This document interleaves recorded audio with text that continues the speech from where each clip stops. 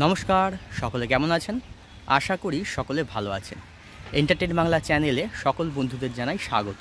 বড়দেরকে প্রণাম, ছোটদেরকে অনেক অনেক ভালোবাসা।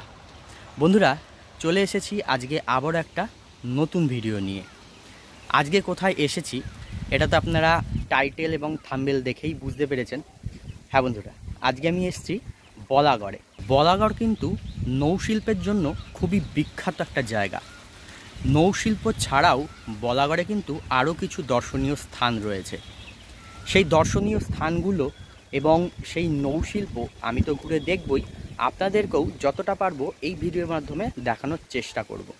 তো বন্ধুরা, বলাগড়ে এসে আপনারা কিভাবে পৌঁছাবেন, সেই সব দর্শনীয় স্থানগুলি কোথায়, আপনারা কিভাবে সেইগুলো দর্শন করবেন, আর সেই সব দর্শনীয় স্থানগুলো নিয়ে কিছু সংক্ষিপ্ত ইতিহাস থাকছে এই ভিডিওতে। তো বন্ধুরা, ভিডিওটা স্কিপ না করে পুরোটা দেখার অনুরোধ রইল। ভিডিওটা দেখে আপনাদের কেমন লাগলো অবশ্যই কমেন্ট করে জানাবেন। ভালো লাগলে একটা লাইক করবেন, শেয়ার করবেন, আর চ্যানেলে যদি নতুন হয়ে থাকেন তবে অনুরোধ করব চ্যানেলটি সাবস্ক্রাইব করে আমার পাশে থেকে আমায় আশীর্বাদ করবেন। তো চলুন শুরু করা যাক আজকের ভিডিও। আমি আজকে বলাগড়ে এসেছি ত্রিবেণী থেকে। আপনারা এই বলাগড়ে আসবেন কীভাবে? আপনারা এই বলাগড় স্টেশনে আসতে হলে হাওড়া বা ব্যান্ডেল থেকে কাটোয়া লোকাল ধরে খুব সহজেই এই বলাগড় স্টেশনে পৌঁছে যেতে পারবেন। আর যদি কেউ শিয়ালদহের দিক থেকে আসেন তবে শিয়ালদহ থেকে সকালের দিকে একটা শিয়ালদা কাটোয়া লোকাল থাকে, সেইটা করে আসতে পারেন। আর তা না হলে শিয়ালদা থেকে নৈহাটি নেমে নৈহাটি থেকে ব্যান্ডেল, ব্যান্ডেল থেকে কাটোয়া লোকাল ধরে আপনারা খুব সহজেই পৌঁছে যেতে পারবেন এই বলাগড়ে। এই হচ্ছে বলাগড় স্টেশন। স্টেশনটা কিন্তু বেশ ফাঁকা ফাঁকা, যাত্রী কিন্তু এখানে খুবই কম, তবে স্টেশনটা খুব পরিষ্কার পরিচ্ছন্ন। স্টেশনে প্ল্যাটফর্ম আছে দুটো। আমি ব্যান্ডেলের দিক থেকে এসে নেমেছি 2 নম্বর প্ল্যাটফর্মে। এখন ফুটওভার ব্রিজ দিয়ে চলে যাব 1 নম্বর প্ল্যাটফর্মের দিকে। ফুটওভার ব্রিজ দিয়ে চলে আসলাম 1 নম্বর প্ল্যাটফর্মে। 1 নম্বর প্ল্যাটফর্মের টিকিট কাউন্টারের সামনে দিয়েই দেখুন স্টেশনের বাইরে যাওয়ার রাস্তা।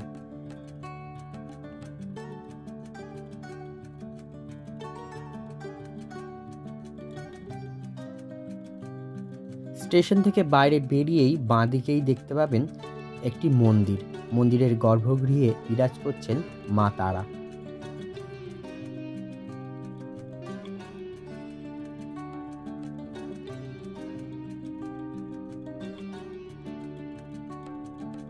আর এর ঠিক সামনেই রয়েছে দেখুন টোটো স্ট্যান্ড। এইখান থেকে টোটোয় উঠে আপনাদের বলতে হবে শ্রীপুর রাসতলা যাব। স্টেশন থেকে শ্রীপুর রাসতলা যেতে সময় লাগবে 10 মিনিট, আর ভাড়া হচ্ছে জনপ্রতি 20 টাকা। চলে আসলাম শ্রীপুর। টোটো থেকে দেখতে পেলাম এই বিশাল বড় জলাশয়, আর এখানে কত হাঁস চড়ছে দেখুন। এই অপূর্ব সুন্দর প্রাকৃতিক সৌন্দর্য উপভোগ করার জন্য আমি এইখানেই নেমে পড়লাম। এখান থেকে 2-1 পা এগোলেই সামনেই হচ্ছে রাসতলা। একটু গ্রামের দিকে আসলেই এই অপূর্ব সুন্দর সব দৃশ্যগুলো চোখে পড়ে। এই হচ্ছে বলাগড় প্রাথমিক স্বাস্থ্য কেন্দ্র, আর এর পাশেই হচ্ছে রাসতলা বিন্ধবাসিনী মন্দির এবং রাসমঞ্চ। প্রাথমিক চিকিৎসালয় থেকে 2-1 পা এগিয়ে এসেই সামনেই এই বিশাল বড় মাঠ। মাঠের এক প্রান্তে রাসমঞ্চ আর এক প্রান্তে বিন্ধবাসিনী মন্দির, আর মাঝখানে রয়েছে শ্রীপুর প্রাথমিক বিদ্যালয়। বিদ্যালয়টি স্থাপিত হয়েছে 1845 সালে। বিদ্যালয়ের ঠিক পাশেই রয়েছে শ্রীপুর বিনাপানি স্পোর্টিং ক্লাব। শ্রীপুরের ইতিহাস মিত্র মুস্তাফি বংশের সঙ্গে জড়িত। এদের আদি নিবাস ছিল নদিয়া জেলার অন্তর্গত উলা বীরনগর গ্রামে। এই মুস্তাফি বংশের প্রতিষ্ঠাতা হলেন রামেশ্বর মিত্র মুস্তাফি। রামেশ্বরের জ্যেষ্ঠ পুত্র রঘুনন্দন 1708 খ্রিস্টাব্দে উলা গ্রাম ছেড়ে আটিশেওড়া গ্রামে বসতি স্থাপন করেন এবং গ্রামের নতুন নামকরণ করেন শ্রীপুর। অতীতে এই শ্রীপুর গ্রামের নাম ছিল আটিশেওড়া। শ্রীপুরের এই রাসতলায় মোট 3টি মন্দির আছে। একটি 8চালা শিব মন্দির, একটি দোলমঞ্চ ও একটি বারোয়ারি ঠাকুর দালান। এই বিন্ধবাসিনী মন্দিরের প্রতিষ্ঠাতা হচ্ছেন রঘুনন্দন মিত্র মুস্তাফি। কার্তিক মাসের রাস পূর্ণিমায় বিন্ধবাসিনী পুজো হয় এই মণ্ডপে। মণ্ডপের পাশেই রয়েছে একটি 8চালার শিব মন্দির, তবে মন্দিরের গেটে তালা দেয়া, সেই কারণে মন্দিরের ভেতরে গিয়ে বিগ্রহ আপনাদের দর্শন করাতে পারলাম না।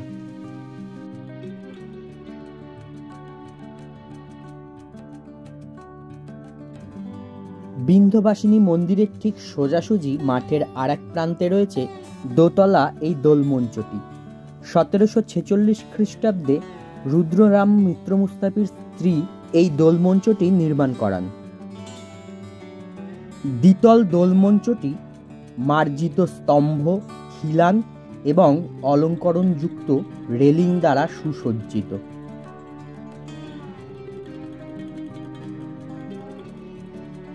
বিন্ধ্যবাসিনী মন্দির এবং দোলমঞ্চ দর্শন করে দোলমঞ্চের উল্টো দিকে থাকা এই রাস্তা দিয়ে এবার আমি সোজা হাঁটতে লাগলাম।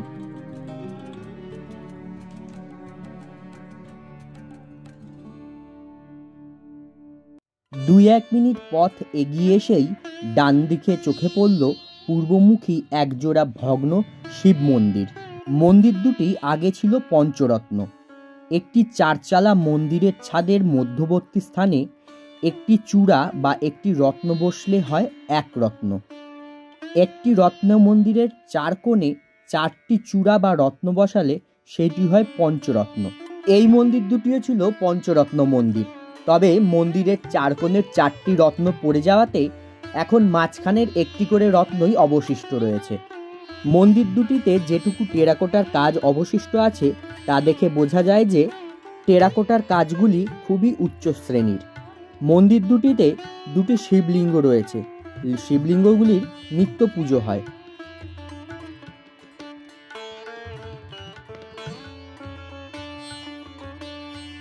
জোড়া শিব মন্দির দর্শন করে বেরিয়ে এসেই এক দুপা এগিয়েই তার পাশেই রয়েছে এই ত্রিখিলান দালান মন্দিরটি। এই দালান ঘরটি আগে পুজোর বিভিন্ন কাজকর্মের জন্য ব্যবহার করা হতো, তবে স্থানীয় বাসিন্দাদের কাছে জানতে পারলাম এখন এই দালান মন্দিরেই কালী পুজো হয়। জোড়া শিব মন্দির দালান মন্দির দর্শন করে আবার সামনের দিকে এগোতে লাগলাম। সামনে দুই এক পা এগোলেই রঘুনন্দন ভবন।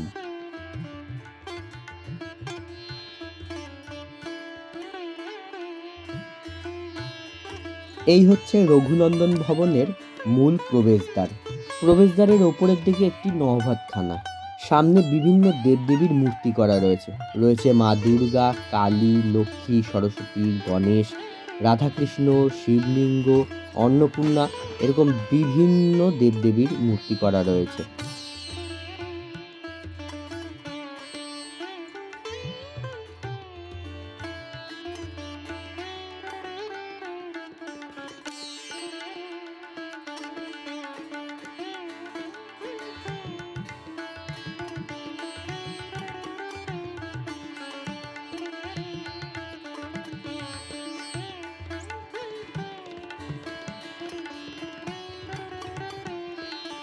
প্রবেশদ্বার দিয়ে প্রবেশ করে সামনেই হচ্ছে অপূর্ব সুন্দর এক রাসমঞ্চ। রাসের সময় এখানে রাধা গোবিন্দের বিগ্রহ এনে উৎসব পালন করা হয়। অষ্টকোণ আকৃতির রাসমঞ্চটির 9টি চূড়া। প্রতি কোণের মাথায় একটি করে ছোট চূড়া আর মাঝখানে রয়েছে একটি বড় চূড়া।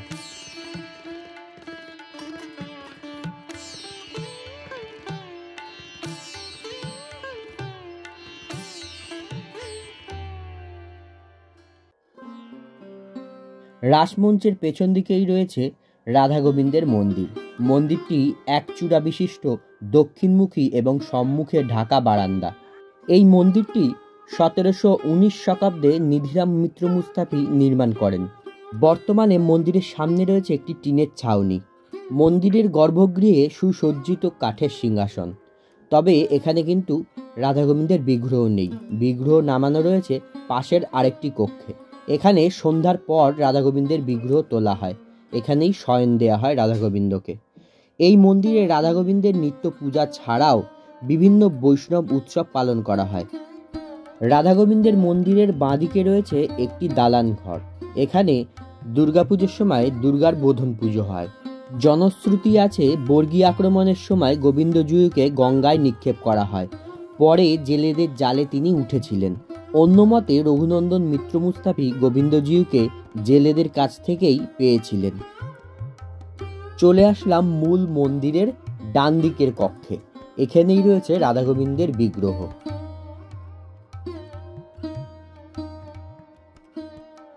কোষ্টি পাথরের তৈরি গোবিন্দজিউর বিগ্রহ। ও অষ্টধাতুর তৈরি শ্রী রাধিকার বিগ্রহ। এই বিগ্রহ দুইটি রঘুনন্দন মিত্র মুস্তাফি প্রতিষ্ঠা করেছিলেন।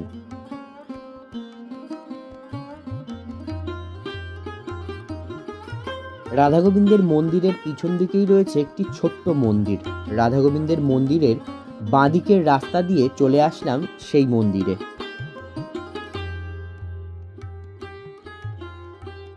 এই মন্দিরের গর্ভগৃহে প্রতিষ্ঠিত রয়েছে একটি শ্বেত পাথরের পঞ্চমুখী শিবলিঙ্গ।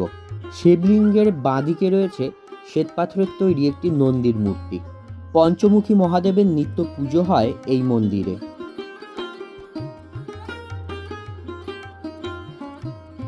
শ্রীপুরে মিত্র মুস্তাফিদের প্রতিষ্ঠিত যে কটি দেবালয় আছে তার মধ্যে সবচেয়ে উল্লেখযোগ্য দোচালার এই চণ্ডী মণ্ডপটি।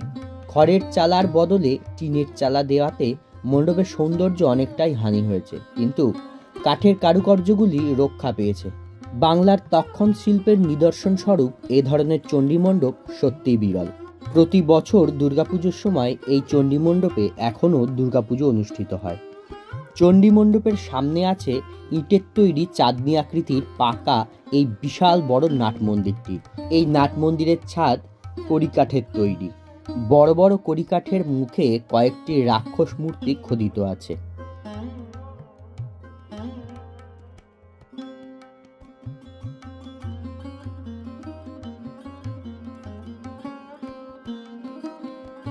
ইতিহাস গবেষকদের অনেকের মতে হুগলিতে কেবলমাত্র জাঙ্গিপাড়ার আটপুরে ও বলাগড়ের শ্রীপুরে এই দোচালা শৈলীর মণ্ডপ আছে। দুদিকে ঢালযুক্ত টিনের চাল দেওয়া কাঠের মন্দিরটির নির্মাণ শৈলী কার্যত বিরল। আগে ছিল খড়ের চালা। এখন মন্দিরের প্রাচীন সৌন্দর্য কিছুটা বদলালেও তার ঐতিহ্যবাহী নকশা করা কাঠের দেয়াল আজও একই রকম রয়ে গিয়েছে। মণ্ডপের দেয়ালটি মায়ানমার থেকে আনা সেগুন কাঠ ও দেশি কাঁঠাল গাছের কাঠ দিয়ে তৈরি। এই মন্দির নির্মাণ ও কাঠের কাজের জন্য মায়ানমার থেকে শিল্পী আনা হয়েছিল।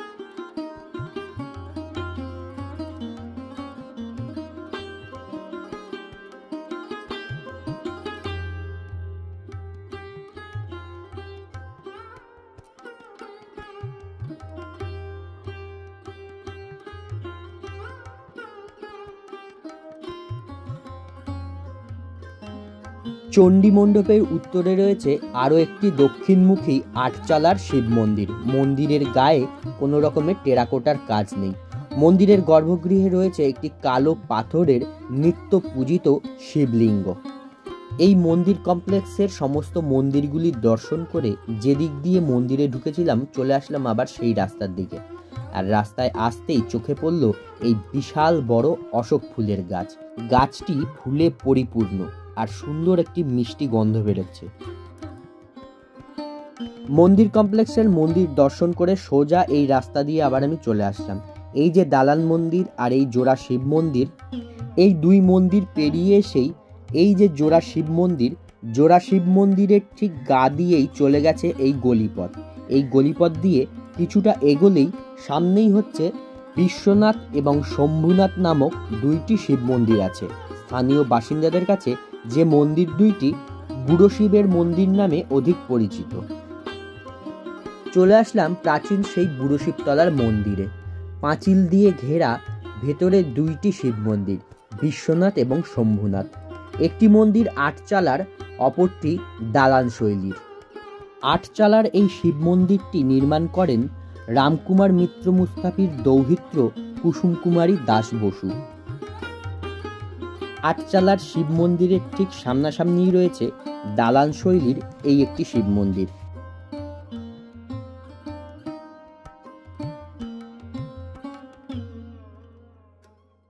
বলাগড় শ্রীপুরের মিত্র মুস্তাফিদের স্থাপত্যশৈলী দেখে গ্রামের পথ ধরে হাঁটতে হাঁটতে চলে আসলাম নৌকা তৈরির কারখানায়। বহু প্রাচীন বলাগড়ের এই নৌশিল্প। কথিত আছে ভাস্কো দা গামার সময় থেকে এখানে গড়ে উঠেছে প্রাচীন নৌশিল্প। গ্রামের রাস্তা দিয়ে হাঁটতে হাঁটতে দেখতে পাওয়া যাবে ছোট বড় মিলিয়ে প্রায় 50 বা 60টা কারখানা। হুগলির বলাগড়ের শ্রীপুর ও তেঁতুলিয়া এলাকার প্রায় 300টি পরিবার এই নৌশিল্পের সঙ্গে যুক্ত। বর্তমানে এই শিল্পটি বিভিন্ন কারণে কিছুটা ক্ষতির সম্মুখীন হলেও এর ঐতিহ্য ও গুরুত্ব এখনও বজায় আছে। বলাগড়ের এই নৌশিল্প প্রায় 500 বছরের পুরনো একটি ঐতিহ্যবাহী শিল্প, যা স্থানীয় অর্থনীতিতে গুরুত্বপূর্ণ ভূমিকা পালন করে। চলুন বন্ধুরা, এইবারে আমরা দেখে নিই এইখানকার এই নৌকা তৈরির কারিগরেরা কিভাবে নৌকা তৈরি করেন। এখানকার নৌকা তৈরির কারখানাগুলো কিন্তু সবই পাশাপাশি। আমি এতক্ষণ একটা কারখানায় ছিলাম, এবারে আর একটা কারখানায় চলে আসলাম। দেখুন, বাঁশবাগানের তলায় বিশাল বড় এখানে কারখানা রয়েছে। এখানে ছোট বড় বিভিন্ন আকারের নৌকা তৈরি হচ্ছে। দেখুন, এই যে দেখুন সামনে যে নৌকাটা তৈরি হচ্ছে, এই নৌকাটা কিন্তু বেশ বড়। আর এদিকেও দেখুন আরও বড় বড় অনেকগুলো নৌকো রয়েছে, ছোট ছোট নৌকোও রয়েছে। এখানে মাছ ধরার নৌকা, তারপরে যাত্রীবাহী নৌকা, বালি তোলা নৌকা, মাটি তোলা নৌকা, এরকম বিভিন্ন ধরনের নৌকা তৈরি হচ্ছে।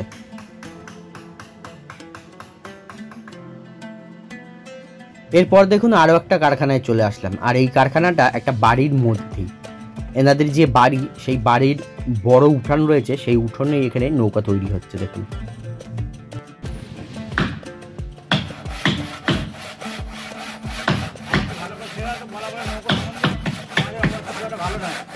আচ্ছা,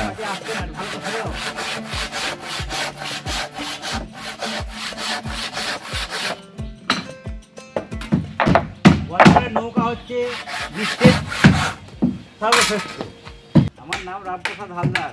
আচ্ছা, আমার বাড়ি চাঁদরায়। নৌকা শিল্প মানে আমাদের শিল্প তো উঠেই যাচ্ছে আস্তে আস্তে। এই নৌকার কাজে নতুন করে কোনো মিস্ত্রি আর আসছে না, কোনো ছেলেপিলে কাজ শিখছে না, কারণ প্রচণ্ড পরিশ্রমের কাজ। হ্যাঁ, আর তারপরে মাছ নেই, নদীতে মাছ নেই, মাছ মানে নৌকা নিয়ে কী করবে মানুষ? এগুলো মাছ ধরার নৌকাই তৈরি হচ্ছে না? মাছ ধরা হয়, তারপরে একটু ওই বালি টালি তোলা হয়, তারপরে নৌকার শিল্পীটা যে একটা ভালো জায়গায় থাকবে সেটা তো আর হচ্ছে না। কারণ 8 ঘন্টা 10 ঘন্টা ডিউটি, 10 ঘন্টা ডিউটি করে এক একজনের 300 350 টাকা করে রোজ। আচ্ছা, 350 টাকা নিয়ে কি সংসার চলবে? সেই তো।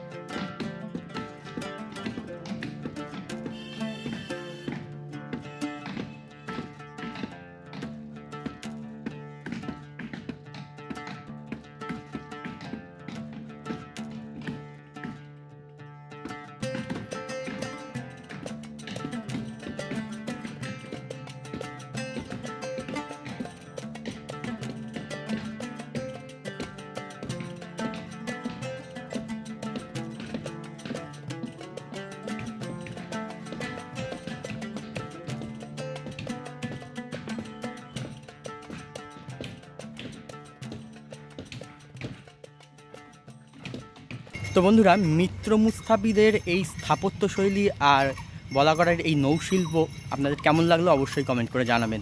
তো ভিডিওটা আজকের মতন এখানেই শেষ করছি। দেখা হচ্ছে পরবর্তী নতুন কোনো ভিডিওয়ে। সবাই ভালো থাকবেন, সুস্থ থাকবেন, সাবধানে থাকবেন।